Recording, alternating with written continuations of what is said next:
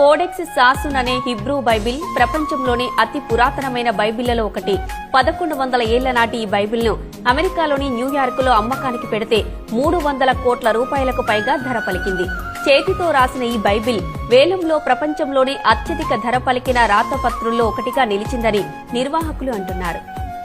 అమెరికాలోని న్యూయార్క్ లో 1100 ఏళ్ల నాటి హిబ్రూ బైబిల్ వేలంలో దాదాపు 313 కోట్ల 68 లక్షల రూపాయలకు అమ్ముడైంది. చేతితో రాసిన ఈ బైబిల్ ప్రపంచంలోని అత్యంత పురాతన బైబిళ్లలో ఒకటిగా ఖ్యాతిని ఆర్జించింది. కోడెక్స్ సాసున్ అనే ఈ హిబ్రూ బైబిల్ ను రొమేనియాలోని మాజీ యుఎస్ రాయబారి ఆల్ఫ్రెడ్ హెచ్ మోసెస్ కొనుగోలు చేశారు.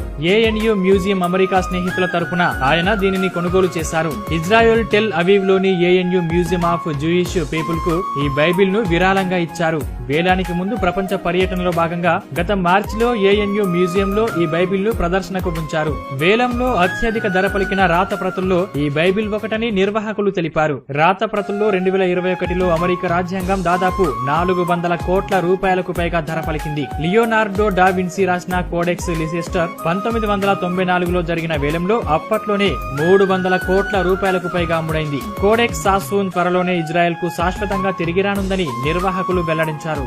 కోడెక్స్ సాసున్ అనే బైబిల్ ను క్రీస్తు శకం 880 నుంచి 960 మధ్య కాలంలో రాసి ఉంటారని చరిత్రకారులు అంటున్నారు. 1929లో ఇరాక్ కి చెందిన యాదు వ్యాపారవేత్త కుమారుడు డేవిడ్ సొలమన్ సాసున్ ఈ బైబిల్ ను కొనుగోలు చేయడంతో దీనికి కోడెక్స్ సాసున్ అనే పేరు వచ్చిందని చరిత్రకారులు తెలిపారు. అతడు మరణించిన తర్వాత 1978లో స్విట్జర్లాండ్ జ్యూరిచ్ లోని సోత్బీ బ్రిటిష్ రైల్ పెన్షన్ ఫండ్ కు దాదాపు $1.4 మిలియన్ ఈ బైబిల్ ను విక్రయించారని తెలిపారు. పెన్షన్ ఫండ్ కోడెక్స్ సాసున్ బైబిల్ ను 1100 సంవత్సరాల తర్వాత జాక్వీ సఫ్రాకు $7.7 మిలియన్ విక్రయించింది. దీనిని జాక్వీ సఫ్రా ఇప్పుడు విక్రయించారు.